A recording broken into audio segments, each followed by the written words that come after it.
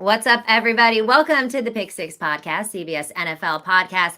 I'm Katie Mox here with Will Brinson, the Brinsonator, and Brady Quinn. As always, keep it locked with us all week long for your NFL offseason coverage, but especially this week, draft week. We've got shows Monday through Friday, including after night one of the draft on Thursday night. You get to see Will Brinson after midnight. Always exciting, always interesting. Dangerous. You don't know what you're going to get. If you like watching us, show us some love with a like or comment. Even better, subscribe to our YouTube page. If you're listening to audio only, download, follow, leave a 5-star review, and tell your friends to listen and watch the pod. But just two quick points here. One, based on Brady's laughter, I think we may have to put the kibosh on that nickname. I can't have Brady. I like it. But the beauty of being Brinson is like I'm the only Brinson. Like that's just the nickname because like my brother Charlie Brinson calls me Brinson sometimes, which is just weird. But I'll take it and go with it. And then two, the one thing I can promise you after midnight is that there will be a gigantic glass of red wine in my hand. He's a red wine guy, folks. Don't let him fool you with those toughies. He likes wine better. Love the Vina. So I'm definitely not drinking any red wine right now. Definitely not. That would never happen. You went for a run today, Brinson, and a shower. A lot going on in the Brinson. Big day in the Brinson household. 2 steps in the right direction for you, Brinson. See, it's right there. The Brinsonator. It is odd how a lot of people. It's like. The older I get, the more Wills I get though. Like Brady, you call me Will most of the time. Oh, I thought you meant like, never mind. Like more Will, like Wills. I'm like, oh, a lot of people dying around these passing along Wills to Will. I am a former notary. That is true. That is true. All right. Well, Aaron Rodgers, guys. Aaron Rodgers, the New York Jets. Brady and I missed the emergency pod yesterday. But Brady, just initial reactions to this. How do you feel? Do you think it was a profitable trade for both the Jets and Green Bay? They got a lot of picks. I'm glad they got this done before the 2023 draft, in part because now Green Bay's got a little extra ammunition to help out Jordan Love. He's not going to be the same player as Aaron Rodgers or Brett Favre was at this point in time for the Packers. And I think the Packers fan base really should look back on the past 3 decades and realize you've had 2 Hall of Fame quarterbacks playing at pretty much a Hall of Fame level the entire time. How lucky are you? If it happens a 3rd time, so be it. But it's very rare that happens. So I'm just glad that they got the ammunition they needed in order to help provide Jordan Love the help that I think he may need in his first year as the full-time starter. But let's be real. This is pretty much about 2 second-round picks and one next year that can become a first-round pick. Other than that, the icing on the cake is the swap in the 1st and 7th round, which makes the deal a little bit sweeter. But I'm glad we got it done. Finally, we don't have to keep talking about this anymore. That's the biggest thing in my mind. Yeah, I was kind of annoyed at the idea of having to like do an emergency podcast in the middle of June. It was like, Rodgers is finally traded. It's like, well, I mean, we knew he was getting traded. It was always going to get done.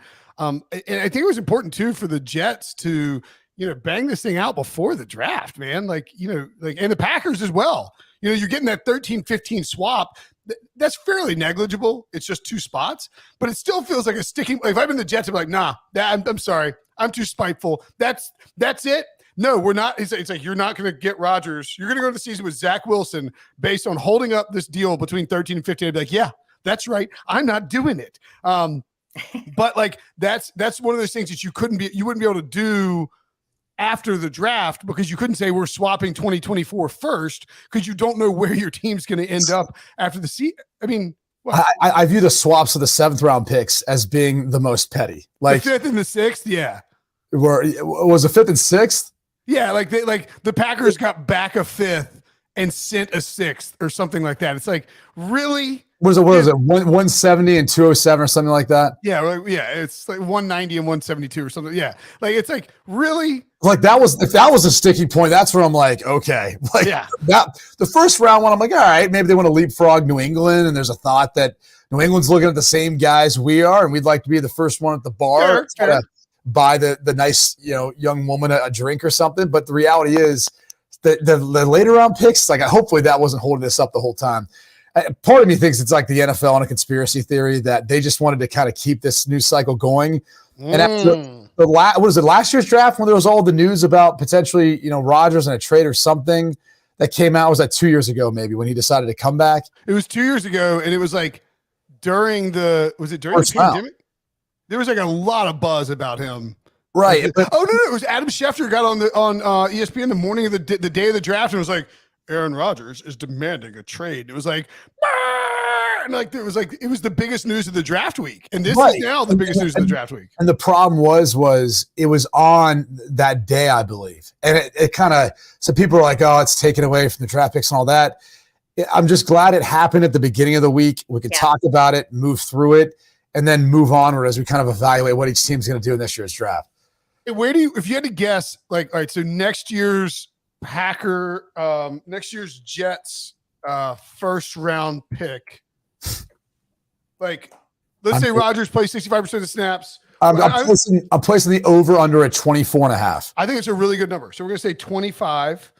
So that value of that would be 230 points. And then we have, let's do the picks again. Just run through. So we have the number 13 that the Jets are getting, which is 336. Shout out to, or the Packers are getting, excuse me. Shout out to my home area code. Yeah, that's right. The 336. What up? They're getting number 15. Overall. Yep. Second round, sixth round. 315. All right. What are they again? In the second round, the 42nd, 43rd overall. So that's 42nd overall. Excuse me. So that's 142. I'm trying to figure out what the value of Aaron Rodgers is in this deal relative to the draft pick. What were the fifth in this? What were the fifth? You add that up and do all the math. Maybe Kate give you that, and I'll try to just kind of continue to. That'd be great if you did that. Yeah, that'd be great. That'd be better than doing math. I thought one of the more interesting things in Brian Gutekunst, when he was interviewed after the trade was official and all that, him quoting and referring to like the 8-9 record last year, how they're just trying to get better and all this stuff. I was like, oh, kind of some parting words. I mean, obviously that's what their record was. I don't know that it was in large part because Aaron Rodgers' play, right? I mean, you've got Christian Watson who started to come into his own, but you got rid of Devontae Adams. The offense at times had a hard time finding its flow. They still can't stop the run. There was a number of issues, and it was almost like the way he said it was like, yeah, we're okay. We're ready to move on with Jordan Love, and we were 8-9 last year, so who cares? It's like, dude, he was arguably the greatest player, arguably, I say, because there's a number of other Packers you can throw in that conversation, Favre, Bart Starr, whoever you want to start talking about in that vein. But like, he was arguably the greatest player you've ever had. He was there the longest of any player in Green Bay Packer history. And it's like, you just figured that if this is the finality of it, and it's just kind of like a throwaway comment. I still can't, like, I can understand the frustration maybe from the Packers front office because of some of the things that, Aaron has said that they probably didn't want to go out and be public or make more of it. But there's also the sense of like, just take the high road. Like, this dude was an ambassador for your team, did everything right pretty much for the most part throughout his career, and he's moving on. It was a little bit odd with the way this thing kind of came to an end. It was almost like if anyone's ever driven on empty and like seeing how far you can push it, I was like, all right, here we go. It's this, and that's kind of the end of it. Like, you just kind of come to a stop and you just get out of the car and move on with your life. By the way, would anybody like to guess what pick? And that's a great Seinfeld episode too. Also, I would say that Rodgers has not been shy about being a little petty as well. He's like, I am the greatest player in the franchise history, and frankly, it'd be nice. He said arguably, and the only thing he said definitively is that he's been there the longest, which is true. That's not disputable. He's been there the longest. I'm with you that the Packers and Rodgers are both being petty. And look, this happens a lot. They're both being petty about this separation and how it's going about. The Packers have a bunch of new guys in the front office who didn't draft Aaron Rodgers. Rodgers wants to be treated with the respect that, frankly, I agree with you. I think he deserves based on what he's done for the franchise and how long he's been there.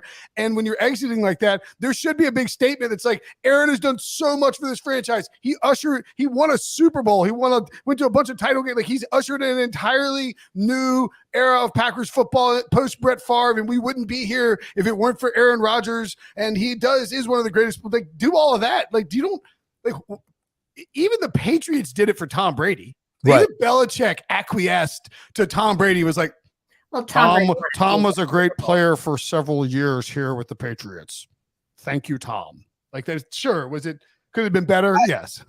I think what makes it worse is like the Packers organization, and even though it wasn't the same people, they made the same mistake twice. Yeah. I mean, you drafted a guy to replace the guy you have, and maybe prematurely. Maybe that's what Brett thought about them drafting Aaron Rodgers. That's clearly what Aaron Rodgers thought about them drafting Jordan Love. I don't know if anyone's disputing that, given the back-to-back MVPs. So you made that same mistake twice, and you really didn't utilize that window. I mean, the irony to this entire swap of the first-round pick is going to be if the Packers use it on a wide receiver. If Jackson Smith and Jigba goes to the Green Bay Packers at number 13 overall, that is the final slap in the face. Like, on this way out, like, of course you now draft a first-round pick at wide receiver. It's called the Russell Wilson special, baby. They drafted Charles Cross. They're like, hey, Russ, hey, like, now we're protecting Geno. Like, of course they're going to get Jordan Love an extra weapon. Okay, so I did the math, and I think I'm crazy for this, by the way. But it's the 25th overall pick from the Jets to the Packers next year. That's what we're creating our hypothetical on. We're 230 points, the 13th overall pick, 336, 42nd, 142, and 207 worth 3 points. This is according to the Rich Hill, the modern trade chart. 15th overall worth 315 points and 170 worth 8 points. The math that I did, what pick do you think that Aaron Rodgers is valued at for this current year's draft? Based on, just don't have to do the math, just guess. It's obviously a first rounder. Yeah. Is it number 25? Is the number we just said? Number 9. Ooh, 9. Okay. Top 10. 9th overall, essentially, because he becomes worth 388 points, and the number 9 overall pick were 387. So I'll go back and look at it on the Jimmy Johnson trade chart just to see if there's a bigger discrepancy. Yeah, I said that's the only one I have pulled up. I don't have the newest version of that. I feel like every team has a different one now. Yeah, I feel like it would be really, really bizarre to give up to. I don't feel like they value Aaron Rodgers with a 9th overall pick. Also, Brady, would you assume that given what they gave up for Aaron Rodgers and the condition attached to next year's pick, would you assume that Aaron Rodgers has said, I will play for at least a year and more? Yeah, I don't know that a player would want to, transition like this. Now, obviously, Nathaniel Hackett being there as the OC helps. Alan Lazard being there helps. But it's a pretty big undertaking to move to another city, find your comfort zone with where you're going to live, how you're going to conduct your personal life, how you're going to train and prepare yourself to play at a high level. That's one of the most underrated challenges that I think any player has when they move team to team, is like everyone kind of just looks at them as this football player and a guy with their uniform on. But there's so many stresses outside of that then add up and pile up to make it more difficult. And I can't imagine that you just do it for a year and be done with it. Like, I think this is a young team. They're a growing, budding team. You could make the case that they arguably have some of the best players at their position. I mean, wouldn't you say Sauce Gardner might be one of the top, cornerbacks in the league? I mean, Sauce would be the number 1 draft pick from, like, if you redid the draft. Well, yeah, potentially. But just looking at some of the young Quinn Williams, looking at some of the young talented players they have, you're saying to yourself, like, the best years are ahead of this team, especially now they have a quarterback. So I would think that he'd want to be there at least for a couple of years. And if anything, more than anything else, obviously you can't control injury, which I'm not sure. I wonder if there's a clause in there for playtime, et cetera, and how that. With the condition for the pick is he has to play 65% of the snaps. Which I'm saying sometimes they put in or try to layer in a condition for injury where that wouldn't count. But, in this case, probably not the case. So that's out of his hands. But I would imagine that he wants to play at least 2 years there, if not more. That which then brings to light, what are you doing with Zach Wilson? You already don't they have Tim Boyle there on the roster they brought in as a backup? He clearly knows the system. Rodgers likes him. That makes a lot of sense. I know we keep hearing this narrative. I think Charles Robinson wrote an article today about how they'd like to groom Zach Wilson into, that next, 2.0 after Rodgers is done. It just doesn't make any financial sense. They're paying, I think fully guaranteed, $35 million to Zach Wilson. What do you think he's going to expect when his contract's up? And how do you pick up his 5th-year option if he's not going to play this year? And then he doesn't play the next year, which would be the final year of his rookie deal unless they picked up the 5th-year option. So there's just so many question marks. I would want a fresh start if I'm Zach Wilson and say, hey, look, I'm glad Aaron Rodgers is here, but like, you drafted me to play. Clearly I'm not playing. As much as I'd want to learn behind Aaron Rodgers, I also want a chance to go compete, play elsewhere. I mean, San Francisco seems to be a team that's looking for someone. Maybe go there and compete with Sam Darnold until Brock Purdy's hurt. Interesting. Will's still adding right now. Yeah, we're still doing math over there. I'm not very good at math. All right. Well, we've looked at this previously, but since the deal is now done or almost done, let's take a look at some Jets odds right now. So they're the second favorite to win the AFC East. You got the Bills at plus 135, Jets plus 200. Put them over the Miami Dolphins at plus 320. And then, of course, you got the Patriots at plus 1,000. How do the Jets stack up now that Aaron Rodgers is there in the AFC East? I mean, I think they're either the team or right there with Buffalo to beat. Josh Allen, Aaron Rodgers, depending on how fast Aaron Rodgers can get up to speed with the guys he's throwing to, one of which he will, and Alan Lazard, so that he's good there. But Garrett Wilson, et cetera. I mean, who knows what happens with Stephon Diggs? He didn't show up for the beginning of the offseason program. Maybe there's some discontent there. We don't know. Obviously, they didn't end the season on the best note. I just think if you look at the Buffalo Bills, people might be questioning, like, have they reached their peak at this point? But I'd say those are the top two teams. And then it's, question marks with Tua and his health in Miami. And obviously New England, at least looking at the roster, you'd have to say is the bottom of the division right now. I mean, New England's 10-1 to win the AFC East. What a world. Like, with the longest odds. I mean, it's crazy.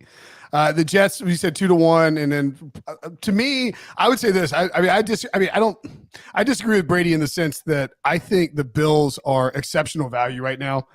This reminds me a lot of the Chiefs last year when everybody got really hyped up about the Broncos trading for Russ, and the Chargers and the Raiders are making big splashy moves, and the Chiefs dumped Tyreek Hill, and then plus 135, you got plus 160 on the Chiefs to win the AFC West, and they cruise to it. I'm not saying the Jets can't win the division. They absolutely can. If I'm getting Buffalo at plus money, I think they're a better overall team with a lot more cohesion. That being said, look, if Aaron Rodgers, the one thing that concerns me about the Jets that never concerned me about the Broncos is that, Russ was banged up and maybe just washed up. And Rodgers, who has looked washed up in the past 5 years, got so pissed off when the Packers drafted Jordan Love that he ripped off back-to-back MVPs and basically was like, F you, Green Bay, and while playing for Green Bay. So what is his spite level going to be to F you, Green Bay, while not playing for Green Bay? I feel like it's going to be fairly high, and he's going to play really well next year. I would almost guarantee they add an offensive lineman at 15. Is it Broderick Jones? Is it Jones? Broderick? Yeah, out of Georgia. Out of Georgia, yeah. Like, he's a guy that I think you could look at there at 15. And if they add an offensive lineman and they beef up the depth there, you've got the weapons. You've got Rodgers with a playbook that he's going to know because of Nathaniel Hackett. We can make fun of the Denver experiment with Hackett all we want, but that's the guy was the offensive coordinator when Rodgers won those two MVPs, the last two. So the spite factor is the only thing that scares me. I was saying yesterday, or the emergency podcast, if I were betting it, what I would do is bet the Bills to win the division, and then I would bet the Jets to make the playoffs at minus 150, which you can also find on Caesars. And so, in other words, you bet maybe like 2 units on the Jets to make the playoffs, 1 on the Bills. And if the Jets do win the division, you'll have like a small profit. If the Bills win the division and the Jets still make the playoffs as a wild card, you hit both. And of course, there's the fairly unlikely scenario where the Dolphins and Tua, or the Pats and Mac, Lamar rise up. I don't know. Well, I like what you're saying, but I would probably wait to bet the Jets to win the division until a few games into the season, because if you look at the last 2 years, Aaron Rodgers has started a little bit slow. He is going to a new system, new receivers, all of that. I wouldn't be surprised. It's not a new system, though. It's the same system he had in Green Bay. Well, but it's new. I mean, yes, Nathaniel Hackett's there, but it's still, Robert Saleh, different team. There's a lot of new things he has to learn. I think that they could go down a couple games at the beginning of the season, and then you get better odds later on them either to win. You also need to see the schedule too. I think I'm not saying you're wrong. I just so think about this. They play the AFC West. Like here's where you parlay it. All right. I think if you make the bet for them to make the playoffs, which is fine at minus 150, which, by the way, I would actually look at the Bills' odds of making the playoffs too. If you really want to get into your tactic of what you're looking at, Will, why don't you go find that number for me? But I would rather parlay using your logic, Will. Go ahead and take the over of 9.5, which I think is their win-loss total. Yep. Minus 125. and then parlay that along with them making the playoffs, which I think you'd say 10 wins probably gets you in at that point. They play the NFC South. I would think that they get 3 wins there. Maybe they are able to beat the Saints, which is going to be the most competitive team in that division. They play the AFC West. That's tough, but I'm willing to give them at least 1, maybe 2 wins there. And I think if they go 500 in their division, what's that, 8 wins? I mean, so we're talking about being kind of right there on the door of being able to hit that over, which I think is they're very capable of doing. Here's why I'm more bullish on the Jets. If you go back and look at the Jets, who are a 7-win team with a really difficult schedule the first 9 games of the season, and they were honestly winning despite the quarterback play, what you have working to your advantage is a really good defense, especially when healthy. An offense that when the offensive line is healthy and when Breece Hall's back there, they can run the football. That's only going to get better with the addition of Aaron Rodgers. They're going to see less of loaded boxes. Last year, go back and watch the games. They were like, yeah, let's see if Zach Wilson and Mike White and Joe Flacco, anyone else can beat us. We'll load up the box to stop the run until one of these guys can figure out a way of making it work. Versus Rodgers, they're going to have way more favorable boxes. Teams are going to be scared of trying to bring pressure against them because they know he can dice them up. It's going to change the dynamics in every single way. It's going to help the defense, going to help the rushing attack as well. I'm much more bullish on really how balanced this team can be moving forward. Whereas if you look at the Buffalo Bills, what's changed? They don't consistently want to run the football or run the football well. They got bullied on both sides of the football versus the Cincinnati Bengals in the playoffs. And I'll remind you, the Bengals were playing with backup offensive linemen. So there's concerns that I have in a big way of what that team is going to look like coming out this year. I still think I'd give them the edge of at least being tied for the top, if not the top of the division. But I could see that maybe people feel like they've hit a ceiling at this point in time, and they've got to kind of reinvent themselves of how they want to go about trying to win this division. I'm not disagreeing with anything that either of you are saying. I'm just saying at that minus 150, it might behoove you to wait how the season goes in the first couple games because you'll get a better price later if they happen to fall the first couple games, which I actually think is likely.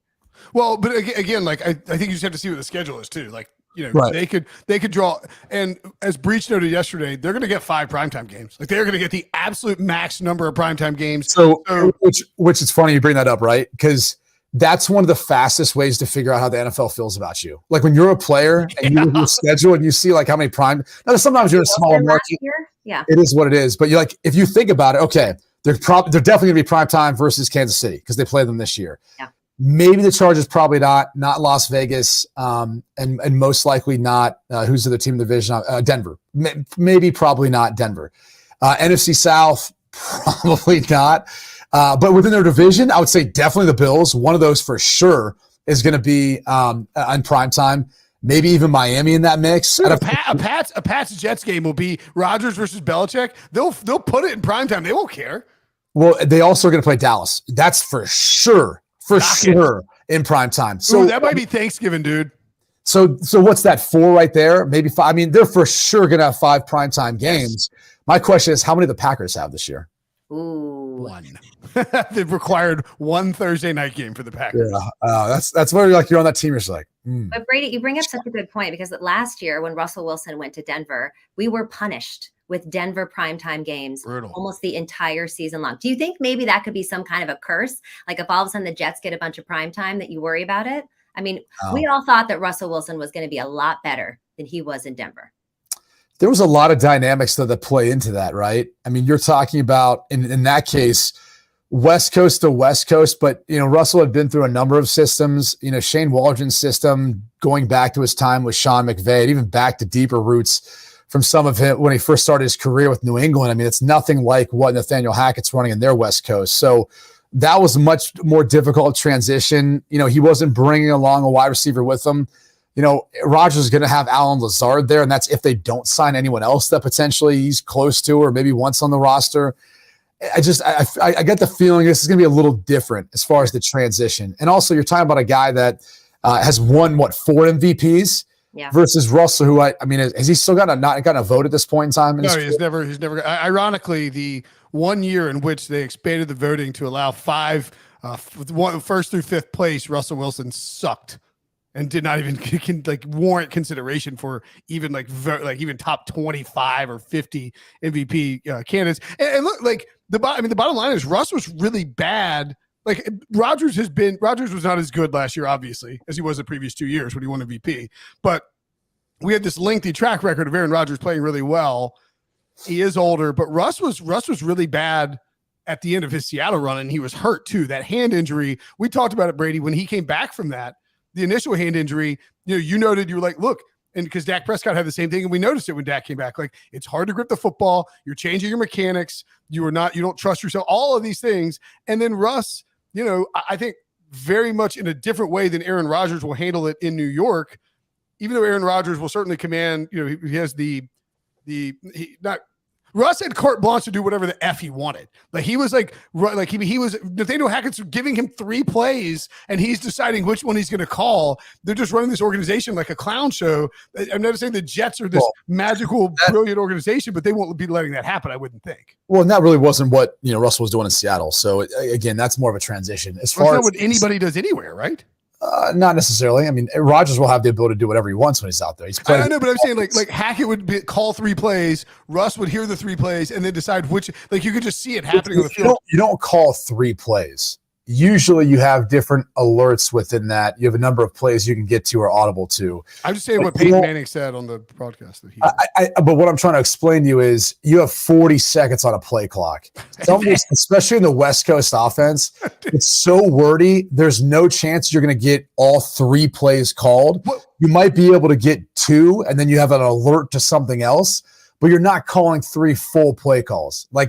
And then they're talking to you sometimes in your headset until it cuts out at 15. So I'm just saying, that's again, Peyton's different. Because when Peyton walked up, he could call whatever he wanted.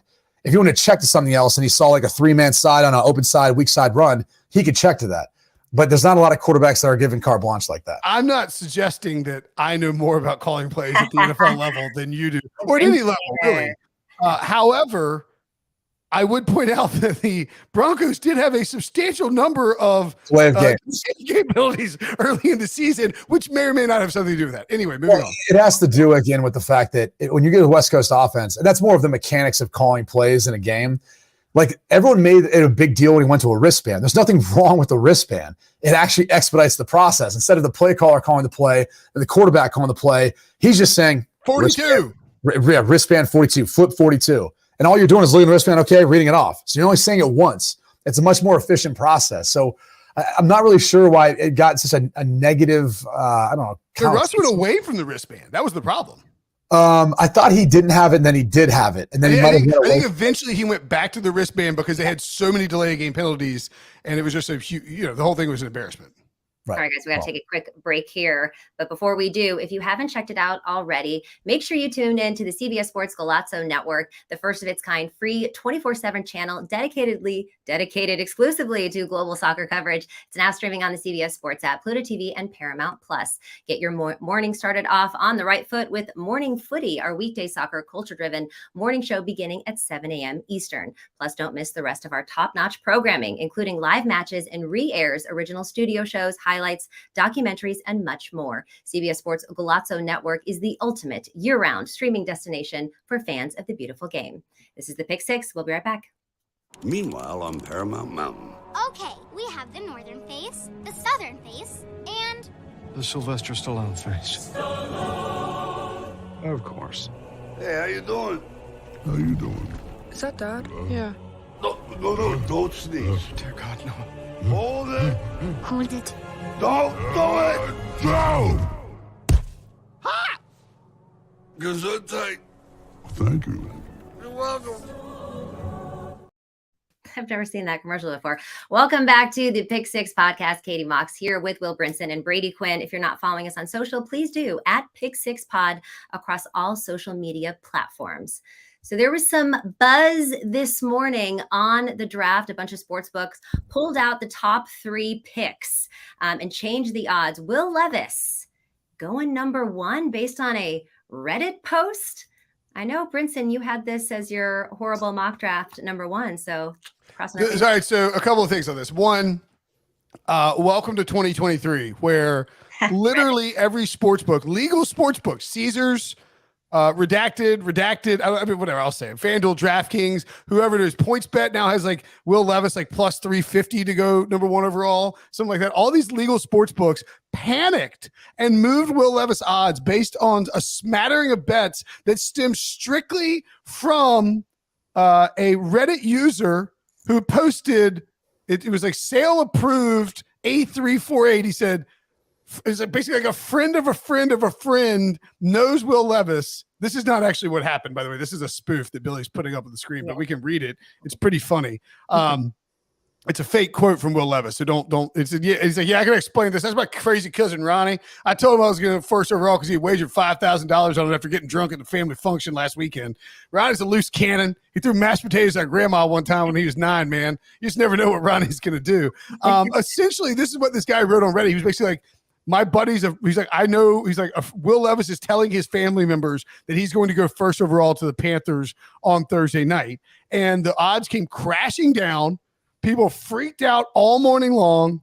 And my favorite part about all this personally, now I'm obviously a narcissist and quite selfish, but my favorite part about all this is that my fake troll mock draft did have Will Levis going 1 first overall. You know who else's mock draft had Will Levis going 1 overall? Pete Prisco's This Is What They Should Do mock draft. I love the idea that like Pete's favorite idea about what should happen to the draft is also my big like, here's a big troll mock draft that I'm doing just to spite everybody and be a total a-hole. And those two things aligned perfectly. There's a lot there. It's the draft. Who knows? If you're a betting person, I would wait until the day before, day of, where things calm down and you maybe get a little more of an inclination as to what's going to happen. And hopefully you still catch some value there if you want to make a bet for the number 1 overall pick. Because at this point, the odds are still heavily in favor of Bryce Young being the number 1 overall. Bryce Young is going first overall still. Yeah. So I would be careful about everything you see and read this week. You got to decipher through all of it. But bottom line is no one knows what these teams are going to do. And I don't even know that all these teams know what the other teams are going to do. And that's probably one of the reasons why you see all these things floated out there. And as I was talking to Rick Spielman about in regards to his experience with the Minnesota Vikings, he said, oh, yeah, I looked at people's mock drafts. He goes, the reason is he goes, I wanted all of our guys to be prepared for any of the crazy scenarios that a lot of the media members threw out there that we didn't think were possible or that weren't really logical. So all of the people who are throwing out these mocks, like a Will Brinson, for example, there are some people maybe looking at them and say, hey, what happens if this scenario happens? What if our intel's bad?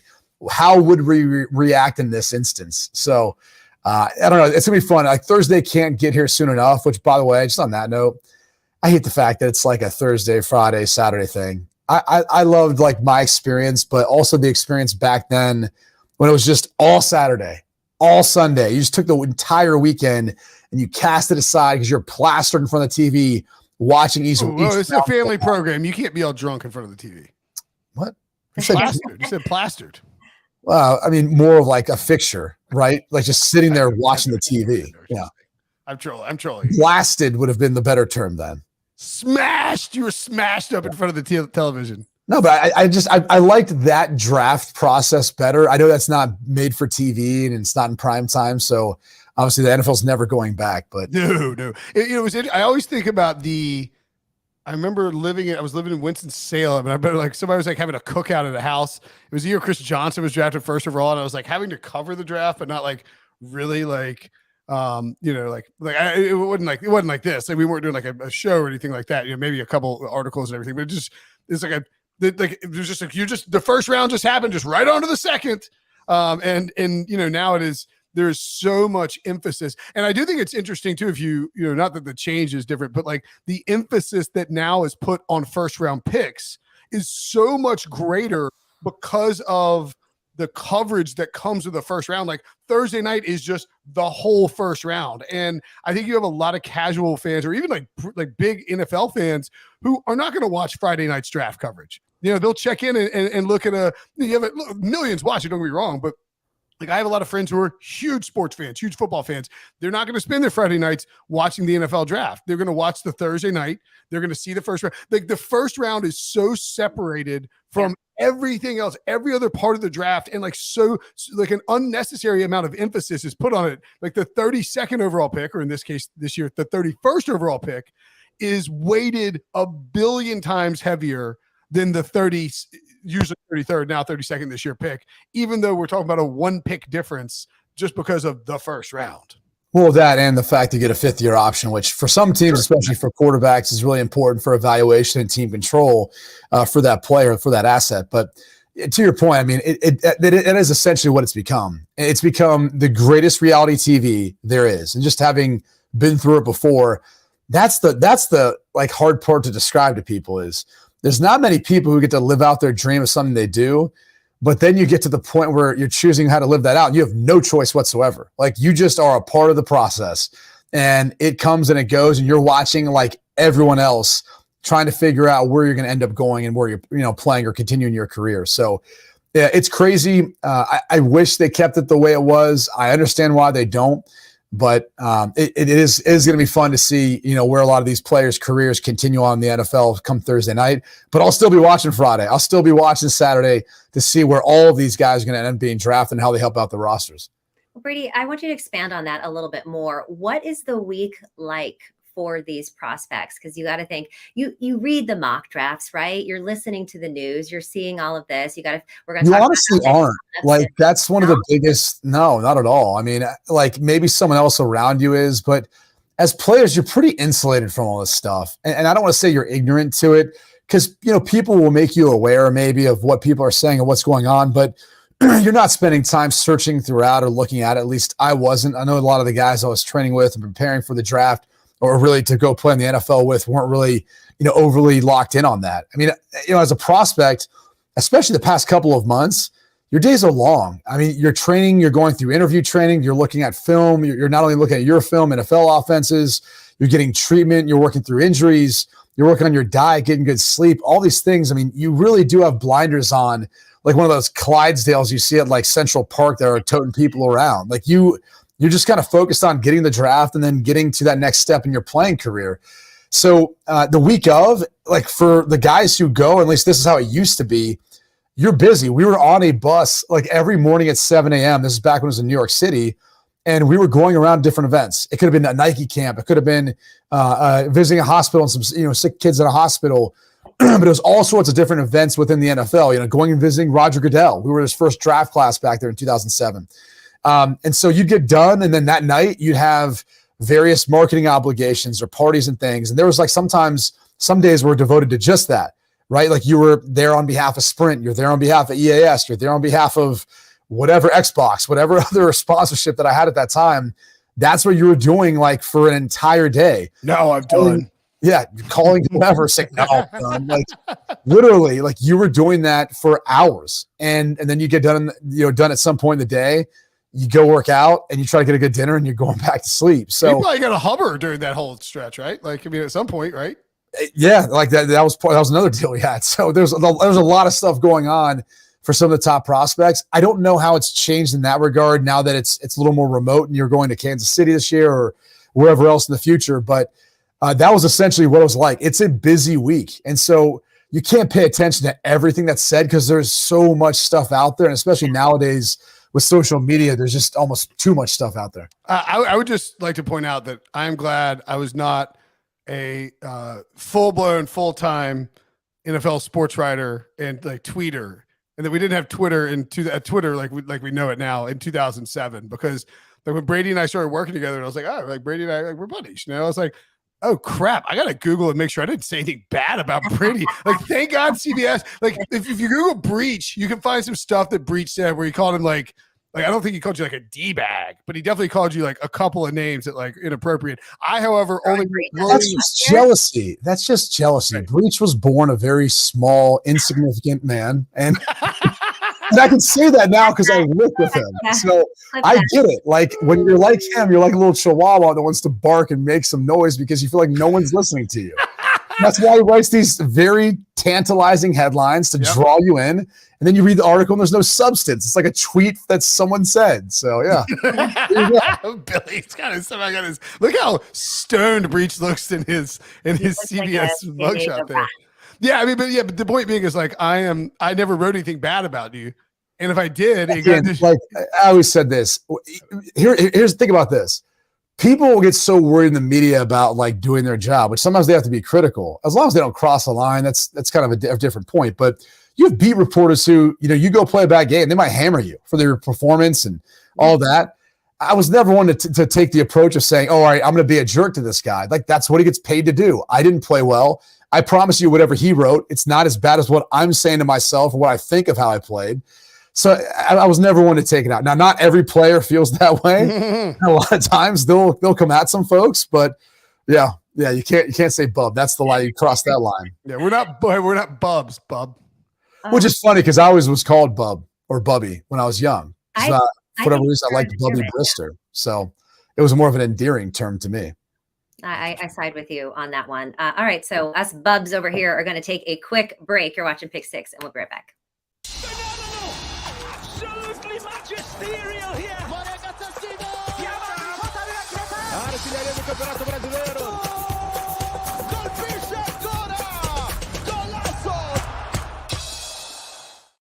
Welcome back to the Pick Six podcast. I'm Katie Mox here with Brady Quinn and Will Brinson, the Brinsonator. I'm going to say it every time now. I just actually really like it. Keep it locked with us all week long to stay up to date on all of your NFL offseason news. And remember to like, comment, and subscribe to the YouTube page. All right, this is my favorite part of today. We are going to rank some of the top draft suits and fits over the years. Billy and I have worked together on this. We've compiled some images. So Billy, give us the first one. We will rank this 1 to 10. How do we feel? Ooh.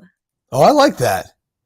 Yes. Keyshawn's got style. Yes. The white pinstripe is nice. Yeah. Well, even like the buttons. I don't know what you call that. I'm not a fashion guy, but like that's a good look. That was like before its time. Like now that's like kind of coming back. I'm not sure about the the shirt underneath, like the tight with like not much room for the tie. It's 1996. 1996. It's clean. Keyshawn, he was ahead of his time, man. I give him a 9.2. Okay. I'm going to try and say this before the recycling truck dumps my it makes a lot of. It's probably I'm sure it's my neighbors. If you hear a bunch of glass clattering into the thing. No, like the one thing you don't see with this Keyshawn thing that I think is worth noting is, and you can kind of think about this from a golf standpoint. Like this is 1996. Do you remember look at what like Chris DeMarco in the late 90s and early 2000s? He's basically wearing like suit pants on the golf course because that was like the closest thing to athletic wear, like light athletic wear that we could have. Like when you think about the kind of pants that Keyshawn has with this suit, they are not like tailored and slim fit. They are like, it's like the baggy, like that's just what you had. The pleats, baggy, very terrible look in the late 90s with the big panted suit and the dress pants style, even with the khakis. I like it better now that we have a little more tapered leg. All right, we'll rank. You like the European cut, is what you're saying. Will. I like to show off my calves. I don't know what to tell you. Like I got great calves. I like to flash them. All right, that's. Side note, you also just aired out your neighbors for being lushes because apparently they're just pounding wine and other alcoholic beverages that are glass. So there's that. Yeah. Oh yeah, that old lady, man, she is. Right. Give him a rank, guys. Give him a rank. 1 to 10. I'll give Keyshawn a 7.5 here. Ooh. Yeah, I'm gonna go with 7.6 just to be a 10th above Will. Don't just price this I right. like this that much better. Let's get our second one, Billy. Price is right at me. Unbelievable. Yep. Oh, Zeke. No. I can't with the crop top. The crop top is that rolled up or is that like literally? I think it's rolled up. So this is, what year was Zeke drafted? 2013, right? Yeah. 16. All right. 16. If it's just a normal shirt and the bow tie and the suit, I'm in. Yeah. I'm with you. That the whole crop. Although I will say this, it did used to be badass. That's not very. Really, zoom out, buddy. What are you doing here? We want no part of that. It did used to be the cool look though for running backs when they had that jersey tucked up like that, and then they had the tail plate out the back. Do you remember that, Will? Yeah. Back in Eddie George as an Ohio State running back to me, like growing up watching him. That's who I remember because he was freaking shredded, and then it was cropped off. He had the little light, like almost tail plate coming out the back, and it just looked badass. But it doesn't look quite as good in a suit. I agreed it does not look as good in a suit. You can also see where the dress shirt, which has been custom fitted, has been rolled up at this point, and the buttons are stretching there at the top. Now, however, if we think about Zeke Elliott at both Ohio State and with the Cowboys, this was his look. This has always been his look. Like, that's how he rocked it at Ohio State. And so there's a little bit of one, I'm going to give him a little bit of, I agree with you. I don't like the look myself, but I will give him credit for the fact that it is brand conscious. And then two, he had the buttons done on the jacket so you couldn't see it. So it was actually a reveal, haha, surprise, look, I'm showing off my abs, and then buttons back. So it's not like he's walking around showing the abs the entire time at the draft. It's just sort of a little flash. Oh, that's cool. So I actually give you a higher than you expect. I'm going to say a 6.9 for Zeke. Okay. Wow. I'm going to go like a 3.5. I cannot with men wearing crop tops. I can't. I'm with you on that. Although, like I said, I like this suit. Like outside, and just if it didn't roll it up. So, like on that basis alone, the bow tie, it takes a lot for a guy. I think nowadays you got to be very convicted and strong in your sense of yourself and your confidence in wearing that. So I'm gonna give him a 7. I'm gonna go once again just a little bit above Will on this one. All right, Billy, our next one, please. Marv, this is a legendary photo. I mean, I'm out on this one. Sorry, I'm not a George guy. This is a friggin' redneck at his house and wherever the hell he's from, Hattiesburg, finding out. Look, okay, the biggest giveaway of this, the fact that this is whenever what year was it? 90? No, God, 91. There you go. So 1991. The biggest giveaway that this is a redneck gathering, and I can say that as someone from the South, isn't the disgustingly Bama Bangs underneath the game day USM hat that he's rocking. No, it's not that chain. It's not the Dockers white shirt with the pocket on the front. No, it's not the jean shorts, which have been rolled up a degree to make them higher, or are cuffed, which would be even worse, with no belt, mind you. No, it's not that. It's in the back. The family has gotten, it's not tied up. It's like graffiti. It's, look at these. They got custom NFL draft day t-shirts. Where Brett's going in the draft. And the best part is he didn't go that day. He went the next day because he was a second round pick. So those shirts are terribly outdated. That's like something you would get at Myrtle Beach. Pure late 80s, early 90s redneck. Like I would give any amount of money to be able to see whatever is on Brett's little pin board back there, because I bet there's some fun stuff and then some weird stuff back there. I'm just impressed by the fact that he's talking on a wireless phone. Did they have this in 91? Like, I thought for sure you'd have one of those 20-foot long, cords to be attached to something. Or like he brought one of those, the bag car phone things in, and he's like talking on that thing. Yeah. No, they didn't have that in Mississippi at that point in time. I can tell you that much. So, yeah. Well, let's not to go there. All right, next one. I give him a 3.1 for that fit. I mean, it's on, it's He's just at home chilling. On brand though. It's on brand for who he is, who they were. Yeah. I actually like the fact that those were probably not printed t-shirts in the background. Though everyone did that probably by hand. Sprayed them on, yes. Sprayed them on. Took time to do that. So I'm gonna give them credit for that. And I like the fact that Brett was, before his time, he had apparently a cordless landline phone. So I'm going to give him a 5. I'm going to give him a 5.0. Okay. All right. That's fine. 3.5 is probably more fair. Yeah. I'm giving him a 5 as well. I just like the IDGAF, attitude there. Okay. Billy, got a couple more.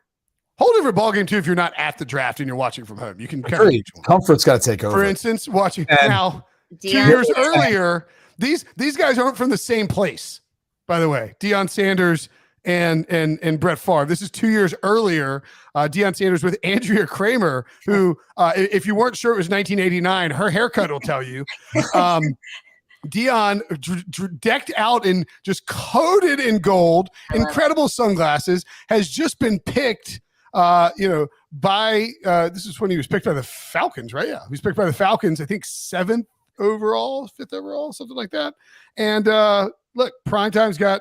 It's actually a really, I don't know that, I assume it's his parents' living room. He doesn't necessarily his vibe doesn't fit with the low key, Florida, wherever he is, vibe that's going on there. But I give Dion a 9.9 out of 10 because he looks incredible. It's a 10 for me, man. It's on brand. It's comfortable, which I think he didn't have to wait long to get drafted, but it is comfortable. That's part of it. It's stylish. I loved everything about it. It was like very on brand for who he is, who he was at that point in time, and I think it's pretty legit. So I would say that's my favorite one so far. If I could have wore a tracksuit or whatever you want to describe that as, I would have gladly worn that draft day. It'd be much more comfortable. All right, Billy, let's see what our Brady Quinn wore on his. Yes. 2007, Brady Quinn at the draft. The suits were bigger then. I know, like, they're going to look like we were wearing basically trash bags as far as how baggy they were. It wasn't by choice. People would make them for you. And this is there like, he is. Oh, look at that little baby. Look at your bang. Look at not your bangs. Excuse me, your sideburns are like. So here's what people don't know about the long hair. And this is what, like, again, I wasn't going to throw like Joe Theismann under the bus for this, but I used to grow my hair out and cut it off, and you could do that. You could donate it, for kids who need it for wigs. So when I got to Cleveland, did Joe Theismann dog your hair? Well, I think he thought it probably didn't look as professional. Or whatever. But I was going out to donate it. So I did it for a program in Cleveland that was called Wigs for Kids.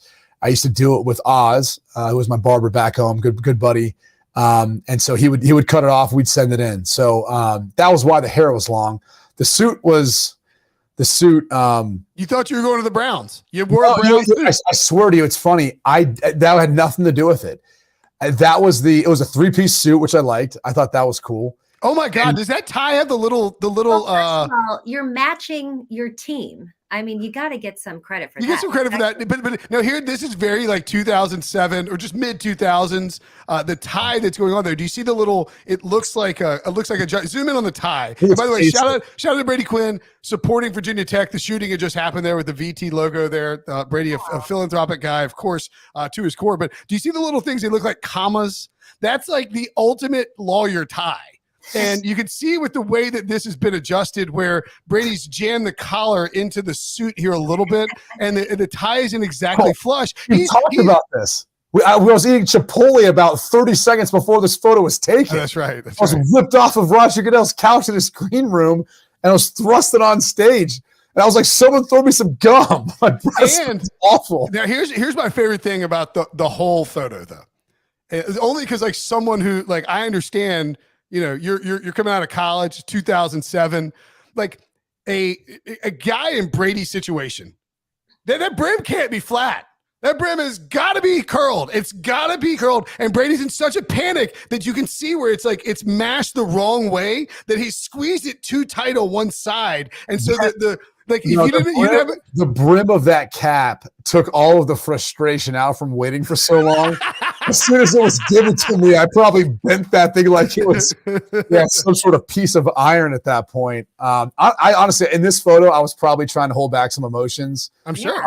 Just because, when Cleveland had passed, and again, I've told this story before. I was talking with Baltimore that entire pick until the final minute when Cleveland called in to take me at 22 instead of Baltimore trading to take me at 23. I'll never forget the whirlwind of emotions that goes along with that, where you're kind of picturing your life, what it's going to be like to play for Baltimore, what it's going to be like to be there.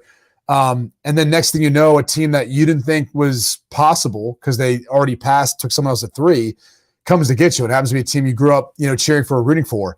It's one of the coolest things in the world. I wish everyone could experience something like that in their lifetime. And so it was hard to hold back emotions. But again, it was also like one of those things where all right, this is it. It's like, oh crap, someone threw in my jacket. Let me get my tie put back on. They're like, all right, we gotta go. Like, you've been sitting here a while. Like, you gotta get out of here. It's kind of like when you get late checkout at 4 p.m. Oh. And then the cleaning people come at 4:01. They're like, all right, are you done packing up? You're like, no, I just gotta get a few more things. Sorry, my kids are just trying to. All right, it's 4:03. Are you guys, sir, your checkout was at 4 o'clock. You're like, yeah, I'm aware. I just assumed you'd show up at 5:30 and deal with my crap, and I could leave the mimosas in the sink and all my children's stuff everywhere. And now you're in here. I gotta get out at 4 o'clock. I also think too that the 2000. I'm trying to think 2006 was Rodgers in 2005, and then you in 2007. there was this period of time where, I mean, I would not even rightly or wrongly, just probably wrongly, if there was any kind of like drop whatsoever from where we thought a quarterback in particular might go in the draft, it was ESPN and NFL Network. They've really shied away from it. I think more now than in that time period, it was like the only thing that anyone was talking about. I remember when Rodgers dropped and he dropped to 24, you went to 22. You're watching the draft. They're like, it's not so-and-so's been picked. It's like this. It's like, will this team take Aaron Rodgers? And it's just like, that's the only talking point. It becomes just this bizarre microscope. Well, first of all, we have to rank Brady. We can't just skip over. Oh gosh. Yes, I mean, that was again. I'm giving Brady an 8.9. It's the color coordination for me. That's a courtesy.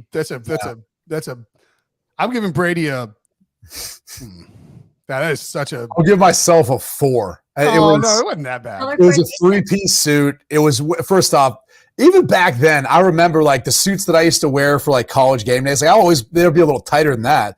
I remember when they gave it to me, I was like, this isn't really my style, but it's nice. And someone made it for you and gave it to you. So custom made, I'm sure. Yeah. Yeah. No, I mean they're nice. So I was like, try to be appreciative. So you wear that suit. I wore the other suits that I got like earlier that week. So everyone's like, oh no, you thought you were in Cleveland. I was like, no. It was the last suit that I had, and it was a 3-piece suit, which I was like, all right, it went the extra length to give me a vest, so why not? This looks pretty cool. Well, and I can see it too, where you're like, okay, I've got this custom suit. They gave it to me. It's not my favorite. Like I think I look okay and it looked fine in it when I put it on. But you're like, you're not. You want to be like, I want to be wearing the thing I'm most comfortable in, and know, you know what I mean? Like I think if you did it in hindsight, you'd wear one of your other suits. Also, I do think there's something to the fact that like you slipped in the draft, dude. If I was 22 and I was like in the draft and I was slipping, that tie is off, and I'm going on stage with no tie. I'm like, somebody get me a bolo. Give me a bolo because I need something around my neck to go up there to hug Goodell. Like I would have. I mean, there he is. There you go. Okay. I missed those days. Can somebody send that to me? I was looking for that the other day. I could not find that to save my life. I found it today, so I will send it to you. Yeah. But I wanted to make sure that we rated Brinson here with the tiny mic, with the Bob Barker. That was the whole point, was the Bob Barker bike of that. I'm not a fan, though, of like the cream with the white and the black. Well, the white dinner jacket? The white dinner jacket's great. It's not white. It's more creamed compared to. You can see the photo is quite old. I don't have any hair on my face, and I look my eyes look happy.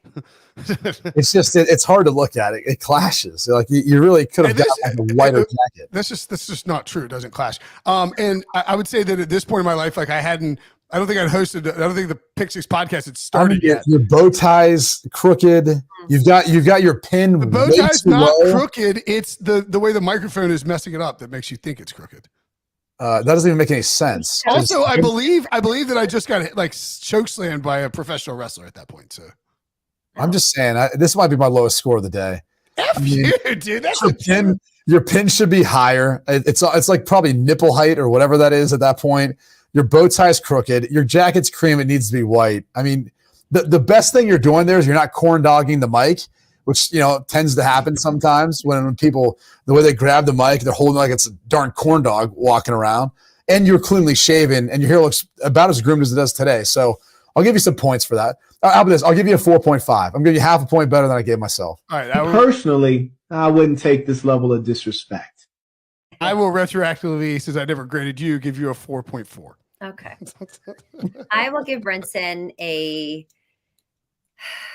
She's gonna say 6 or 7.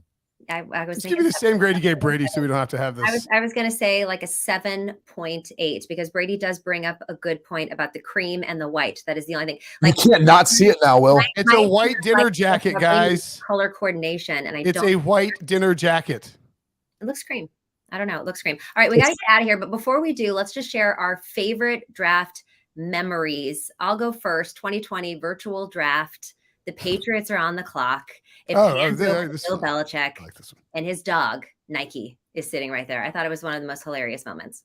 Yeah, that was an all-time, and the fact that they took little known prospect named Kyle Duggar out of Lenore Ryan University, which you would know if you're from North Carolina. At that time, most people probably didn't. It's like virtual draft, and Belichick finds a way to make a D2 selection of a hybrid defensive back while his dog Nike is in front of the computer. Like you would like if any other team did that, we'd be making fun of them, like the dog actually did make the pick. But with Belichick, it's like he trained the dog to make that pick.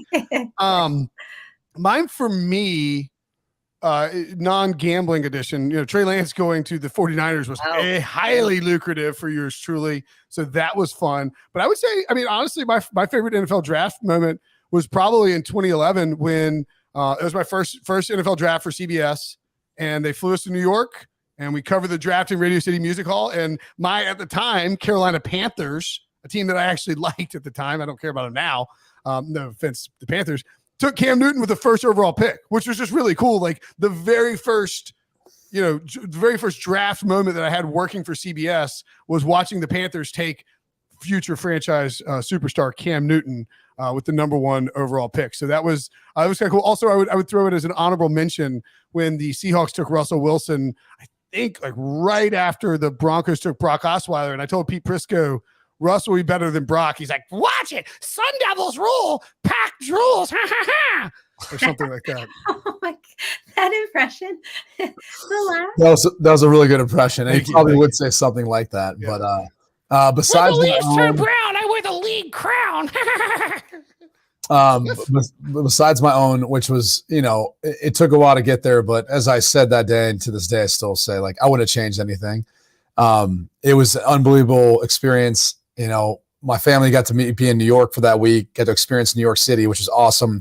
I went to the team I rooted for growing up as a child, and just everything after that. Like, people don't realize you get thrown on stage. You're like, hugging the commissioner, shaking his hand, and then you're like whisked off to go to a media pool room. You're like trying to answer a bunch of questions, right? And you're trying to internalize what the hell just happened. And for me, it was different than most, where like it wasn't just one phone call, it was 2. It was like, oh, you're going to Baltimore next pick. All right, sweet. How are you guys doing? Good to meet you. They're peppering me with questions. I'm answering the questions. Then I got another phone call. It's like complete whirlwind. But then you're whisked off. Like we were going right to the airport. My mom, my dad, myself, my girlfriend at the time, Chopper. We were all like in a plane, then flying to go pick up Joe Thomas to go to Cleveland together. So it was just like a crazy experience, a crazy 24-hour way of experiencing it. But that wasn't necessarily my favorite, because my best man at my wedding, my teammate throughout junior high school, since he moved to my hometown, when he got drafted by the Cincinnati Bengals in the 7th round, Chinedu Ndukwe, that was my favorite moment. Because, for me, we had gone to school together. We had grown up together. Like, we had experienced so much together. And to see his dream come true too, and all the hard work he had put in, we both put in, that was one of the coolest things. Like, for him to be able to have a shot and an opportunity and get to play and do it still in the state of Ohio. Like, we're both in Ohio, which was pretty cool and pretty neat. So I remember when he got drafted on that Sunday, I was just ecstatic. Like, couldn't be happier for him. And it was obviously a pretty cool deal. There's honestly like not a whole lot worse than when Brady tells like a heartwarming story, or like because you're like, oh my God, like, yeah, I'm like, the dog was funny. I do like him. Brady is a good guy after all. Very good. Well, so is Chinedu, and that's why, like, if you know Chinedu, he's as charismatic as all get out. We should have him on this podcast because the problem is, like, a lot of the stories probably on his PC, but I also think too, it's like, you fell in the first round and it took a while, but like, you knew you were going to be drafted early in the draft. Like, you were going to be a professional NFL quarterback. For him, it's like, you have no clue. And then to get called like in the 7th round, like, you're like, you're it's awesome. And the other thing that people don't understand is he switched. He was my wide receiver, so he was who I throw to, and he transitioned to safety. So I remember, we like lived together our senior year. I remember talking to him about just the transition, if it was going to pay off, going to safety. And he had an unbelievable game. I think it was Air Force and a couple others. He had some great games, just a knack for always being around the football. And, obviously, once he got drafted, it was like our dreams come true. Like, it's fun to be able to, like, say, like, you made it. It's way better when you're able to make it with people that also sacrificed and also worked extremely hard to get there too. And that was the thing, man. Like, we knew each other in basketball, baseball, football, everything. So there's those moments that'll happen in this draft. And like, those are the things that like, I think are the coolest part about sports. That's how I feel about this podcast every day when we make it. I was just going to say, I watched the Kelsey Brothers podcast the other day because Brock Purdy was on, of course.